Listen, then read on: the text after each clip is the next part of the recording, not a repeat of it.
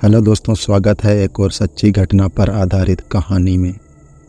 आज की कहानी ट्रक ड्राइवर अरविंद पटेल के साथ बीती घटना पर आधारित है। यह घटना उनके साथ तब हुई थी जब वह आज से करीब 10 साल पहले ट्रक चलाया करते थे। तो चलिए सुनते हैं ट्रक ड्राइवर अरविंद की बेहद डरावनी भूतिया कहानी।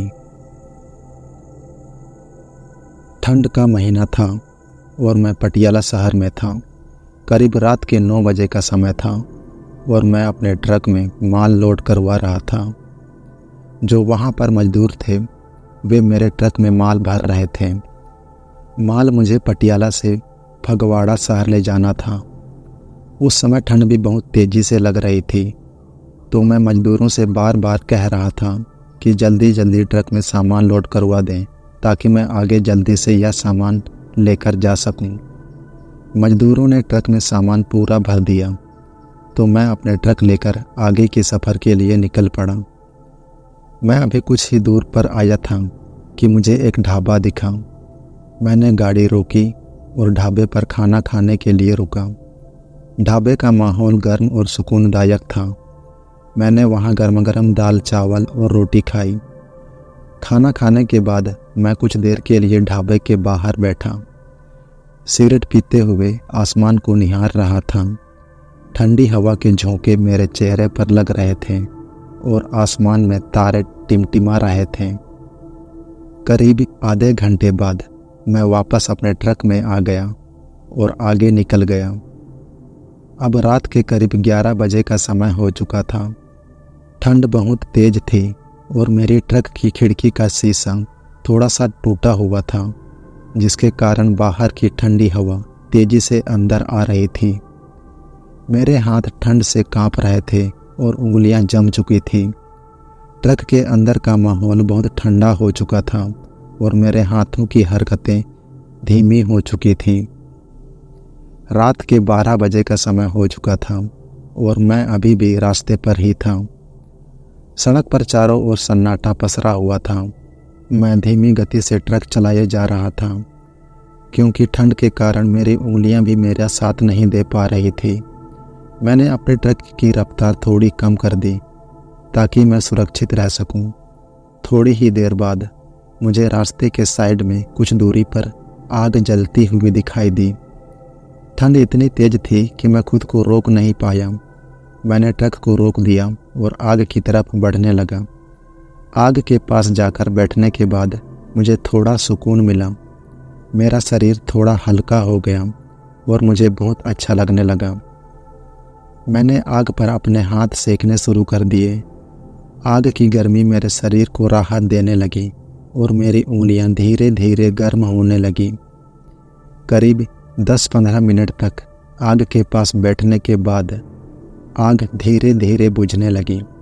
मैंने देखा कि साइड में लकड़ी का एक टुकड़ा पड़ा हुआ था। ठंड से बचने के लिए मैंने उस टुकड़े को उठाया और आग में डाल दिया। आग फिर से तेज हो गई और मुझे गर्मी का एहसास होने लगा।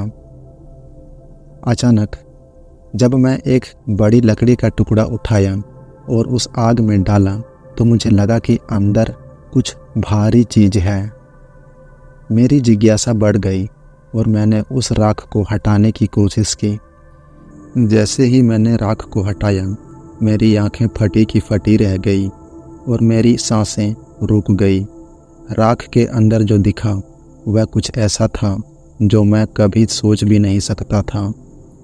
जैसे ही मैंने राख को और हटाया, मुझे एक धातु का चमकता हुआ टुकड़ा दिखाई दिया।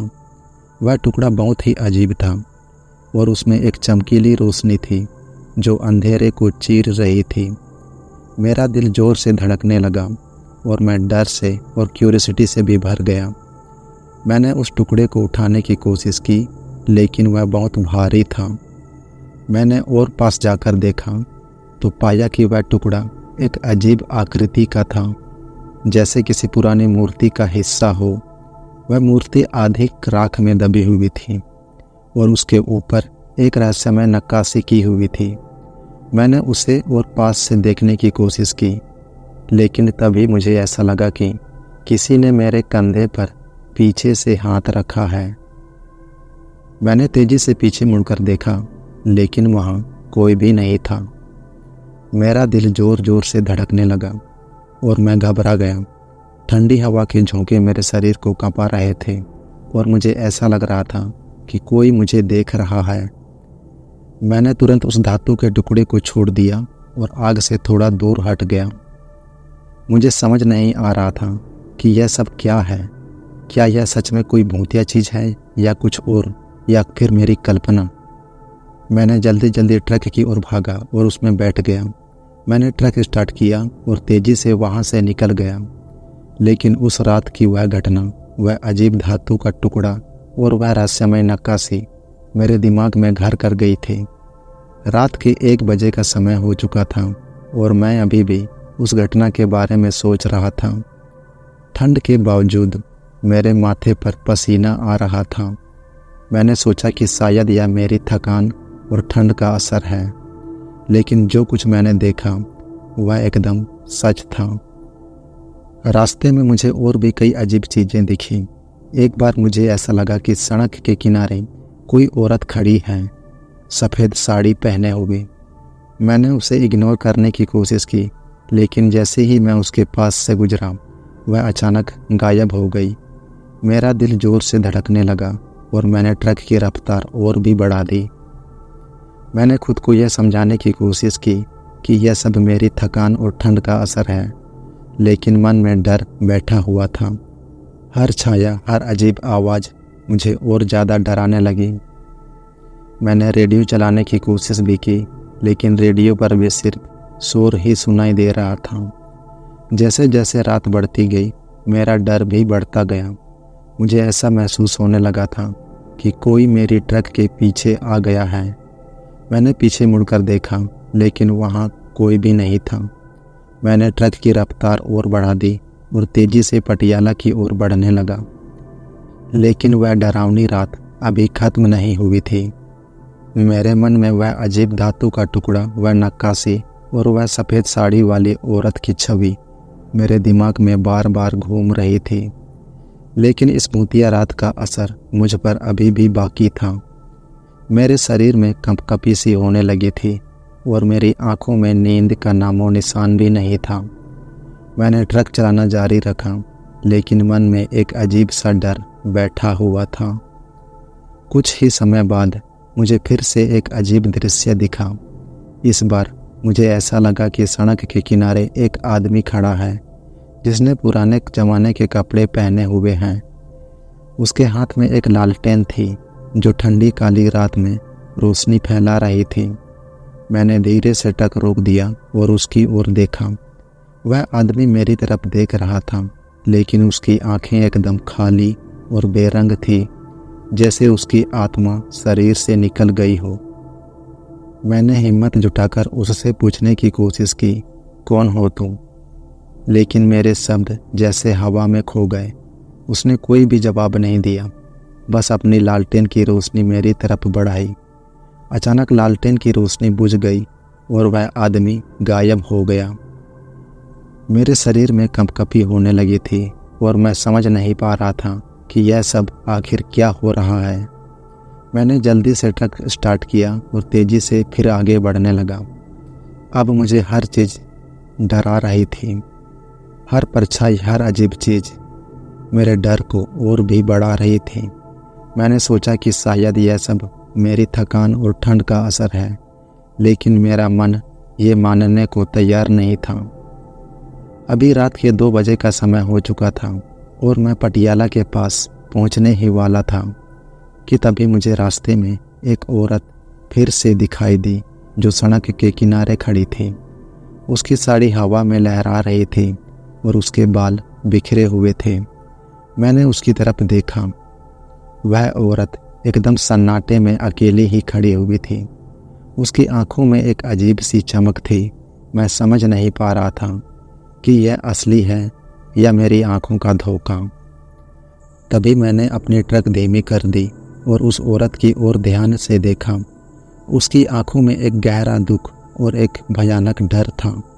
मैं वैसे भी डर के मारे कांप रहा था, लेकिन कुछ अदृश्य ताकत ने मुझे उससे बात करने के लिए मजबूर कर दिया। मैंने ट्रक रोक दी और धीरे धीरे ट्रक से नीचे उतर आया। ठंडी हवा ने मेरे चेहरे को झकझोर दिया और मेरी सांसें तेज हो गई। मैंने हिम्मत जुटाकर उससे पूछा, आप यहाँ इस ठंड में इतनी रात को यहाँ क्या कर रही हो? उसने धीरे धीरे मेरी ओर देखा और उसकी आंखों में आंसू थे। वह कुछ भी नहीं बोली, बस चुपचाप रही। उसके चेहरे पर उदासी और भय साफ झलक रहा था। उसकी चुप्पी ने मेरे दिल की धड़कनें और तेज कर दी थी। अचानक उसने धीरे धीरे अपनी उंगली से सड़क के उस पार की ओर इशारा किया।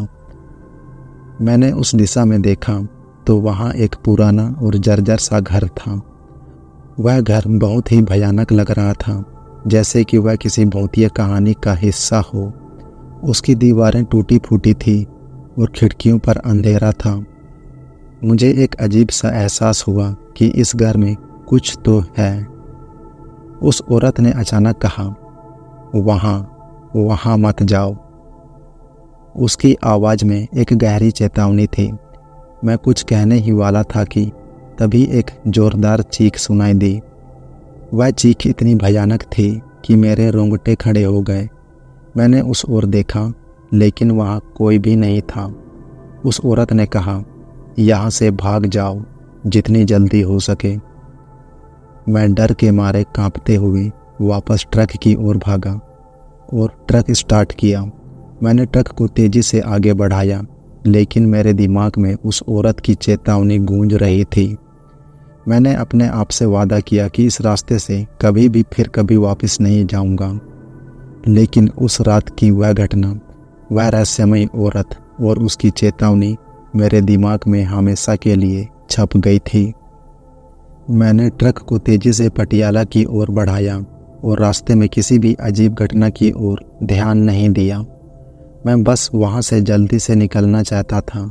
ठंड के बावजूद मेरे माथे पर पसीना आ रहा था और मेरा दिल जोर जोर से धड़क रहा था। रात के 3 बजे का समय हो चुका था और मैं भी पटियाला की सीमा में प्रवेश कर चुका था।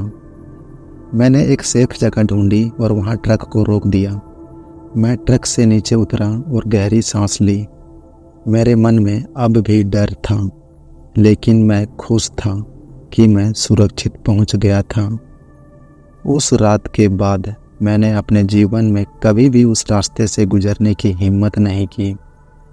मैंने अपने दोस्तों और परिवार को इस घटना के बारे में बताया, लेकिन ज़्यादातर लोग इसे सिर्फ एक कल्पना ही मानते हैं।